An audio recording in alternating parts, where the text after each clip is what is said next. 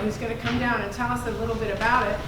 We don't have the writer tonight, Johnny Cole, but we love him in absentia, right? Okay, so here's Mario. Mario! So this piece is Makwa. It's written by Johnny Cole. I've been helping him develop the script for a couple of years now, and obviously people are liking it, and we're coming to places like this. So Makwa is set in the near future, 25 years in the future. Earth's a little bit climate ravaged, and our main character is Alaska Rainmaker. She's a free-spirited bounty hunter living on the edge there, and she's coming home for Christmas to visit her dad, and ends up teaming up with him. He's a detective to hunt a serial killer. So It's a fun mystery thriller set in the future. This is the first 15 pages, so this is the opening of it, and hope you guys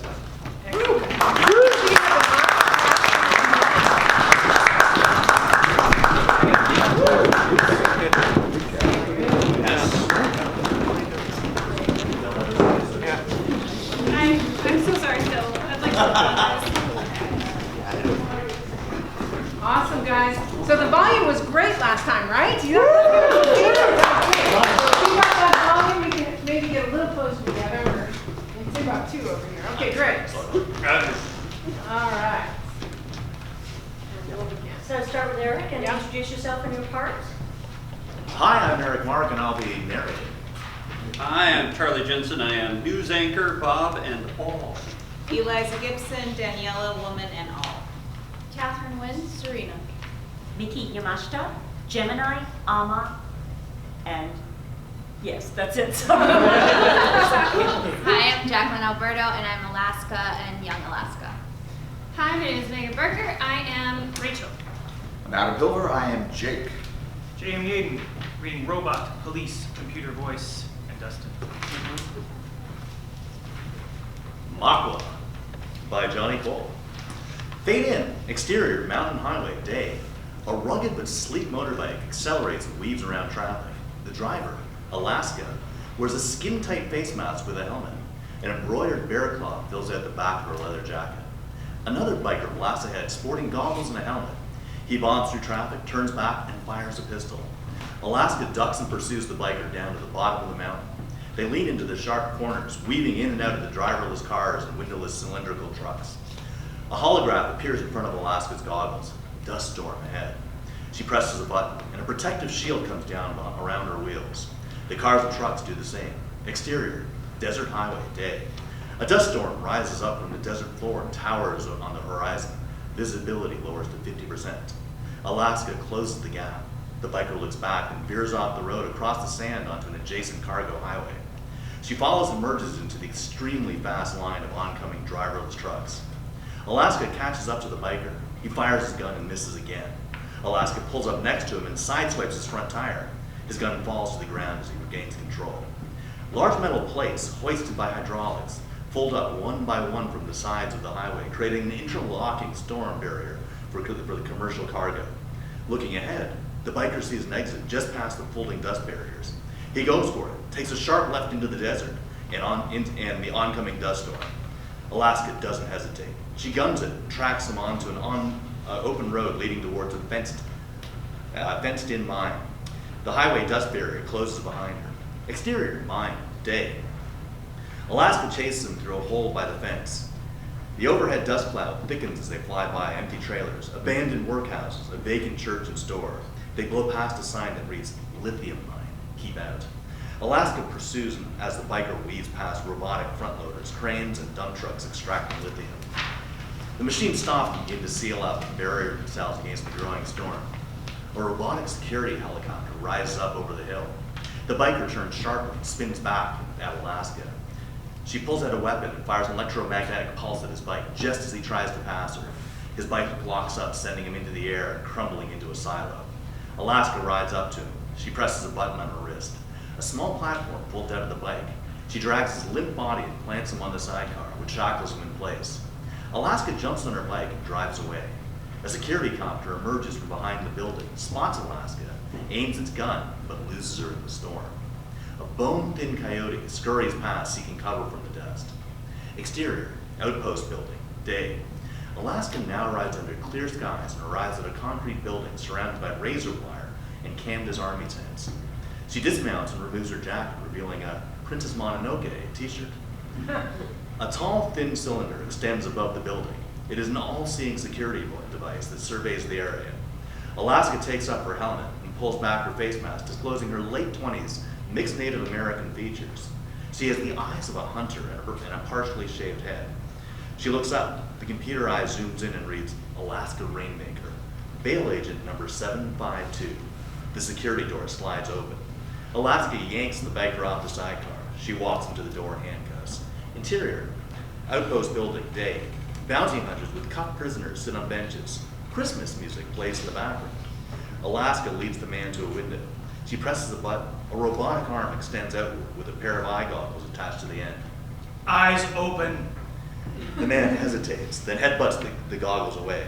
Alaska slams him into the wall and punches them. Her hand starts shaking. She clenches her fist, trying to control it. The man notices, looks back to the door with an escape route. She quickly grabs his head and holds it in front of the goggles. He keeps his eyes closed. Her hand still shakes, but she reaches below and squeezes his balls. Open sesame. He grunts as his eyes go wide, and the robot scans them. Bill Perkins. Domestic violence. A green light flashes above a side door, which unlocks itself and opens. She shoves him through the door and closes behind him. A small digital sign reads, $2,192.58. Cheapskate. She waves a wrist device over it. The number rolls to $0. Alaska leans against a wall with her hand shaking. She reaches for a pill in a bottle, pops one into her mouth. She catches her breath, steadies herself, and her eyes refocus. She glances at a few most wanted posters on the wall, including one of the copycat killer $50,000 reward. She takes a few posters and stuffs them in her pocket. Alaska looks at the flat screen TV playing in the corner. Close on, a news anchor delivering the day's top stories. In national news, with the melting of the A-78 iceberg, the evacuations continue throughout the Florida Keys and Dade County as rising sea levels worsen and make the area uninhabitable. Meanwhile, the drought and heat wave continue across most of the U.S. Seniors are advised to stay indoors. Pull back to reveal the news anchor on a flat screen TV in a storefront window surrounded by the same image on several other flat screens. We pull back further and see the storefront windows shatter as a riot takes place. Exterior, city streets, dusk, super, America, 2047. Protesters from all walks of life fill the streets. Some lie on the ground, some march carrying climate protest signs. Water is life, oil is crude, stop the extinction. A giant whale balloon floats above the crowd with the slogan, Save the ocean, save our home. Helicopters, drones, and police vehicles fly overhead. Exterior, side street, night. Gemini Moon, 30s, female presenting, with light blue skin and big orange hair, stands underneath an awning and hands out gas masks to her friends. Daniela Sky, 30s, sassy rebel in a dress and dogs. And Rachel Lamont, 30s, bright and magnetic, who takes a video selfie of the group. We're at the Water is Human Rights protest. What you got, Gem? She turns the camera on Gemini and Daniela. It's all connected. The trauma we inflict on each other and ourselves is directly related to the abuse and pollution of Mother Earth. It's all one fight. Climate change, queer, gender, indigenous rights, human rights, civil rights, your rights, my rights, and our rights to fly our personal freedom flag. Most especially the children. Heal ourselves, heal the earth, heal the future. Does it get any simpler? Daniela raises a laser weapon. So $10 for every drone we shoot down, right? Plus a shot of tequila. We're getting high tonight. They laugh as they put on their masks. Rachel grabs a protest sign and puts on a helmet cam. An old woman in a baseball cap observes them from a distance. Exterior, City Hall, night. The three friends join the chanting crowd. Water is life! Water is life! Police and riot gear pile out of vans, followed by 8-foot-tall cubed robots on wheels who push back the crowd. Disperse and clear the streets! Holy shit, here they come. Viva la resistance! Rise and resist! The crowd throws rocks and smoke bombs at the robots and police, who fire tear gas along with rubber bullets. Daniela points her laser to an oncoming scout drone. She knocks it out of the air. Gemini and Rachel march forward. The police push them back. A robot slams Gemini, knocks her down, and injures her arm. Gemini gets separated from Rachel and Daniela and becomes lost in the crowd. Jordan Crane, 26, a mercurial pixie dressed as Captain Climate Change, in a green hat, silver jumpsuit, and a black cape, hoverboards through the crowd. Jordan finds a wallet on the ground. She opens it and sees the ID. She scans the crowd for Rachel but doesn't see her. She jumps on top of a mailbox, pulls out a pocket telescope, and looks around. No luck. She hops on her hoverboard and speeds off. Exterior, street, night. Gemini steps out of the crowd into a side street. She removes her gas mask, examines her injury, and keeps walking. Jordan zooms past her around the corner. Gemini turns the same corner. The older woman we saw earlier with the baseball cap walks with a cane. She carries a crate of oranges and opens the side door to a white van. She trips, and the oranges fall on the ground. Let me help you with those. Gemini approaches and picks up the oranges. She sees one in the back of the van. The woman hobbles forward. Gemini stops her and gets in the van. I got it. Gemini reaches for the orange. A cloth-covered hand goes over her mouth, and her eyes go wide. She struggles, but the contents of the cloth make her pass out. The door slams shut. A Salvation Army Santa, white beard, red hat, and pants, and a sweat-stained t-shirt, rings his bell nearby, oblivious. Interior, Rachel's apartment pod, day. Rachel and Daniela stand in the doorway. It's been 3 days. Okay, where the fuck is she? We need to file a missing persons report. I don't want to invite the cops into her life. Daniela, Gemini has always looked out for us. Even that time you disappeared for 4 days and we all thought you were dead, but it turned out you were just on a bender with Pablo. All right, but I'll do it anonymously. I don't want to hear about it from Jim. Call me if you hear anything. They hug each other. Daniela leaves. Rachel locks the door. She walks to a heavy bag that hangs from her ceiling and punches it in frustration. Exterior, city, day. A city of congested skyscrapers gives way to hill upon rolling hill of tightly knit concrete dwellings blanketing the landscape. Exterior, country, day. Alaska winds her motorcycle along a country road past hills, trees, and a river. She rides down a dirt road through a grassy meadow which is alive with flowers and birds. Exterior, cabin, day. Alaska parks in front of a rustic cabin by a lake. She removes her helmet, takes a deep breath, and smiles. Interior, cabin, day. Alaska turns on the lights and presses a button that opens all the shuttered windows. She puts down her saddlebag and turns on the Christmas tree. She pulls out the most wanted posters and tacks them on the wall next to a picture and information on her mother. Serena Rainmaker, 30s, Native American Cree with chiseled features and an old soul. Pictures of Serena mixed with crime scene photos and newspaper clippings. Wife of cop killed. The roach not guilty. Alaska lights sage and sweeps it over personal and family photos of Serena. She hears a child's laughter outside. She goes to the window and sees exterior, meadow, day. Young Alaska Rainmaker, 7, mischievous, wears a summer dress and a long feathered earring in her right ear. She runs and frolics through the meadow. The image flickers. Interior, cabin, day.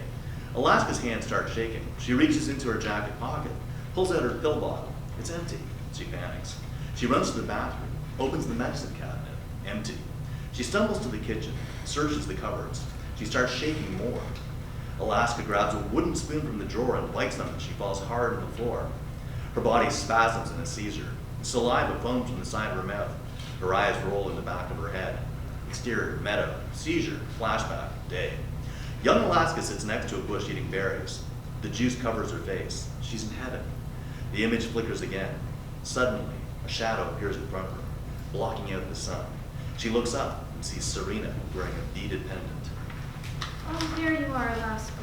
Alaska quickly hides her empty basket, attempts to conceal the berry juice from her face. I see you've been collecting berries for us again. No, Mama, I didn't find any. I can see that. What will happen when they're all gone? The bears will go hungry, Yes, our bear ancestors. And? and the fox will have empty tummies, and the birds will stop singing, Mama. Anime foxes and birds appear and look at Alaska. What will become of us if we take too much? The Weedigo will come. The foxes and birds nodded. And the earth? She will get sad and die. That's right. That's why we have to take care of her. They walk through the meadow holding hands. Serena has an embroidered eagle in the back of her shirt, which comes alive and flies away. Mama, have you ever seen a Weedigo? The sky darkens as the scene plays out in anime. Oh, yes. It will possess and take you over. Your eyes will go black and your stomach will be so empty that no matter how much you eat, you'll always be hungry. Serena scrunches her face. She shows her teeth, raises her arms, and playfully growls like a Weedigo. Serena chases after Alaska, who squeals with delight and runs through the cabin, toward the cabin. A coven of crows fly overhead. The anime flickers and ends. A bear at the far end of the meadow walks along the edge of the forest. Its ears perk up at the sound from the woods. Serena and Alaska watch it go into the forest and hear it growl and fight. Red lightning flashes across the sky, and thunder crashes. Inside, quickly. Alaska runs up the steps to the cabin with Serena. Interior, cabin, seizure, flashback, day. Serena follows Alaska inside. Get in the closet. Why, Mama? Is it the way to go? Don't come out unless I tell you. Alaska runs to the closet. Serena shutters the windows. Exterior, cabin, seizure, flashback, day. The dead bear lies bleeding on the forest floor. The sound of footsteps continues in the woods. Interior, cabin, seizure, flashback, day. Young Alaska sits in the closet, frozen in fear. She hears a crashing lamp, a growl, a cry, and then a piercing scream. Her body starts shaking. She goes into a seizure, and her anime spirit floats above her body. Interior, cabin, day. Alaska slowly opens her eyes. She takes the spoon out of her mouth and wipes off the saliva from her cheek. She walks across the quiet room and lifts off the lid on an old trunk that reveals a bear skin. She holds up the head and touches its fur. She puts it back and closes the lid. Alaska looks at a picture on the wall of her grandmother. Noko rainmaker, 81, Native American, Cree, with long gray braids and a twinkle in her eye. Alaska picks up a book called Cree Traditions. She opens it and sees The Weedigo, pages 41 to 50. She flips through, finds an image of a shadowy creature, but the other pages are missing. She places the book back and puts on VR goggles. A review of the chase? Footage of her chase of the prisoner appear on screen. The image freezes at her passing the truck. Had you veered left instead of right, you would have gained 3 seconds. Alaska shakes her head in frustration, puts on AR gloves. Play Demon Hunter. An augmented reality video game encompasses the room. Her cozy cabin becomes a cluttered warehouse. A gun appears in her hands. A creature appears and she shreds it with bullets. Interior, cellar, day. A dark and dusty bunker. Gemini is strapped to a table, mouth covered in tapes, sweaty and bruised. Her eyes dart around and see a table with knives and dozens of IVs scattered about. Mason jars filled with fluids line an old brick wall with various contents: a squirrel, a foot, and genitals. The old woman from the van approaches, takes off her mask. We don't see her face. She places her mask in a row of others and runs her finger along several knives. Eeny, meeny, miny, mo. Gemini looks confused and betrayed. She struggles and makes muffled sounds. Interior, Jake's compound, day. Amma, a homemade one-armed robot with a mechanical body, enters. She dances to David Bowie's Young Americans in her own pink roller skates across a concrete floor. She has brown skin and a bald head with the face of a 30-year-old. She looks half-finished, like someone ran out of money before she could be completed. A red light flashes in her eyes. The music lowers and she skates towards the door that reads, office. Interior, Jake's compound office, day. Jake Morris, 50, sits behind his desk, grizzled and road-worn like he's seen too many ghosts, and he's haunted by the ones that got away. He flicks his Zippo lighter and scans large monitors with crime scene photos lining the concrete walls. A Packers flag hangs in the back. Amma rolls in and hands him a cup of coffee. We got a report of a body Location? at the shoreline. Amma freezes and cuts out. Amma? She comes back in. In front of St. Francis Church. Thanks. She spins, wobbles, and exits. Jake drinks his coffee. Exterior, Jake's compound, day. Jake steps out of the building into thick haze, revealing the outside of an old covered gas station surrounded by vintage cars, machines, crime scene setups, and a weapons range. Interior, car, day. Jake gets in his self-driving car and exits through a metal gate that opens and closes behind him. He drives through the crowded streets and past a long line of people filed behind a water tanker that reads, Williams Water Delivery, 1888, wet gulp. Jake watches a live stream on the dashboard monitor. I'm Rachel Lamont, and you're watching Mischief. Interior, Rachel's pod, day. Rachel sits in a room stacked with new computers, speakers, and technology. She wears a headset and sits in front of a few cameras. Today we are cracking open a mini-series on serial killers. Our first guest is Dustin Jacoby from the Museum of Modern Murder. Let's cut to the chase. Why has America spawned so many serial killers. Interior, Museum of Modern Murder. Day. Dustin Jacoby, 45, in a black suit with the air of a mortician, sits in its cluttered windowless room.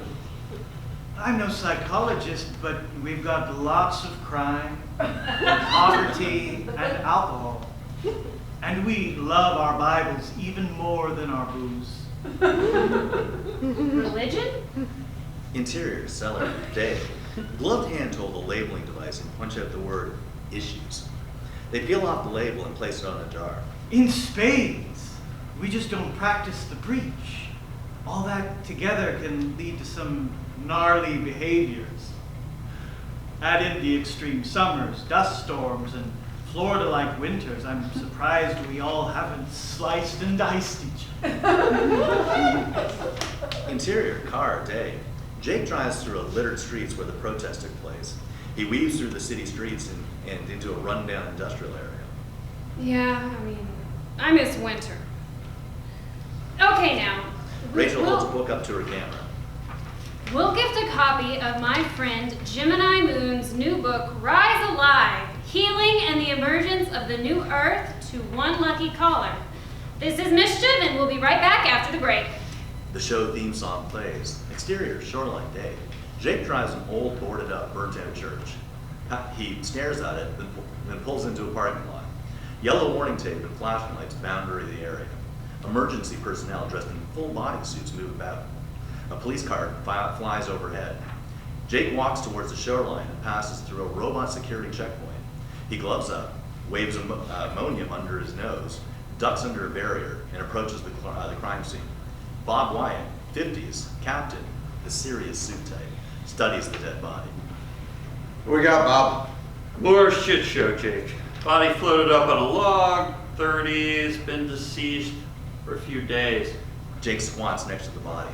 Bob points to a wound. There's your cross carved into the forehead, and this one's got blue skin. Lividity? No, it's abnormal blue. I'm not sure why. Also, some gnawed off flesh and a severed penis. Copycat. Everything matches so far. Jake stands up to bark instructions. All right, I want to sweep the shoreline clean like your mama's kitchen. Seal off a half-mile radius. Look for weapons, knives, rope, and a penis. And stay hydrated. Jake drinks water. The drone pulls away from him and surveys the crime scene and surrounding area. Interior, Demon Hunter augmented reality. Day. Various creatures appear from behind barriers. They are shot and blown apart. A hologram of Jake appears in the game. Hey, kiddo. Catching any bad guys lately? Buried one, turned in another, but the feds lowballed me. Screw them. What are you up to? Alaska continues shooting. Annihilating a few hellhounds. What's up, Dad? I thought you could spend some time with your old man. Come home for Christmas. Why don't you come up to the cabin instead? Long pause. You know I can't go back up there. And I can't do the city right now.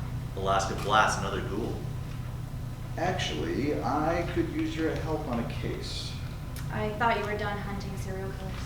This is the last one. You said that about the last one. It's the last one. Alaska looks at the hologram of Jake. She sees the burnt-out church in the background. Pause game. Is that St. Francis? Yeah. I'll definitely pass. Okay, well, I also wanted to tell you that Amma's fallen apart. Just fix her like I showed you. Alaska, I can't keep up with this technology. I mean, maybe it's time to decommission her. I can probably sell her for scrap. Alaska pauses. Okay. Let me think about it. Alrighty then. Jake smiles and disappears. Computer, how much money do I have left after the last bounty? The computer shows the calculations. Money disappearing into expenses, gas, food, bike repair, ammunition, and games. 132 and 72 cents. Alaska winces. Damn. Resume Demon Hunter. The augmented reality returns. Alaska fires away. Over now.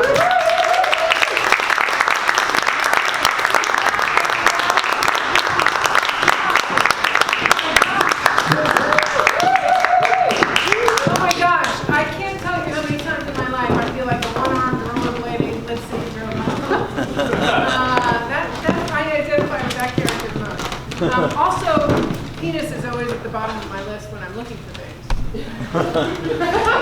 Wow.